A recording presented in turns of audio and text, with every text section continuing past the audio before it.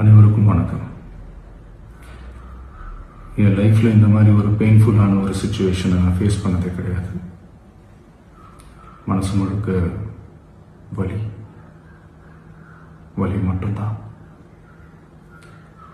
இந்த சுற்றுப்பயணத்தில் என்னென்ன மக்கள் பார்க்க வராங்க, அதுக்கு ஒரே ஒரு காரணம் தான், அவங்க என் மேலே வச்சிருக்கிற அன்பும் பாசம். அந்த அன்புக்கும் பாசத்துக்கும் நான் எப்பவும் கடமைப்பட்டிருக்கிறேன். அதனால தான் இந்த சுற்றுப்பயணத்தில் மற்ற எல்லா விஷயங்களையும் தாண்டி மக்களுடைய சேஃப்டி, அதில் எந்த காம்ப்ரமைஸும் பண்ணிடக்கூடாதுன்றதுக்காக தான் அது என் மனசில் ரொம்ப ஆழமாக இருக்கும் அந்த எண்ணம். அதனால தான் இந்த அரசியல் காரணங்கள் எல்லாத்தையும் தவிர்த்துட்டு ஒதுக்கி வச்சுட்டு மக்களுடைய சேஃப்டி மட்டும் மைண்டில் வச்சுக்கிட்டு அதுக்கான இடங்களை சூஸ் பண்ணுறது, அதுக்கான இடங்களை பார்த்து பெர்மிஷன் கேட்கறது, போலீஸ் டிபார்ட்மெண்ட்டில் அதை ரிக்வெஸ்ட் பண்ணி கேட்போம். ஆனால்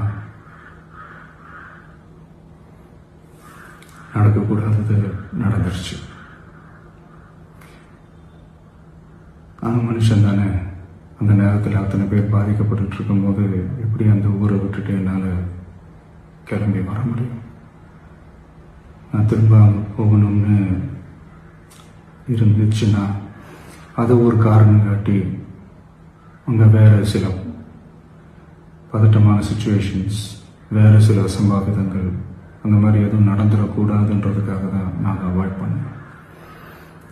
இந்த நேரத்தில் சொந்தங்களை இழந்து தவிக்கிற இத்தனை குடும்பங்களுக்கும் என்னுடைய ஆழ்ந்த இரங்கலை தெரிவிச்சுக்கிறேன். எனக்கு தெரியும், என்ன சொன்னாலும் இது ஈடையாகாதுன்னு எனக்கு தெரியும்.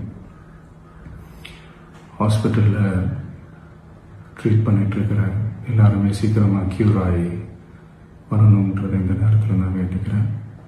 கூடிய சீக்கிரமே உங்கள் எல்லாரையும் நான் சந்திக்கிறேன்.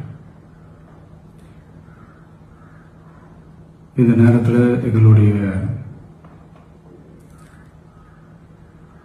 வலிகளை, எங்களுடைய நிலைமையை புரிஞ்சுக்கிட்டு எங்களுக்காக பேசின அரசியல் கட்சிகளை சார்ந்த நண்பர்கள், தலைவர்கள் அனைவருக்கும் என்னுடைய நன்றியை தெரிவிச்சுக்கிறேன்.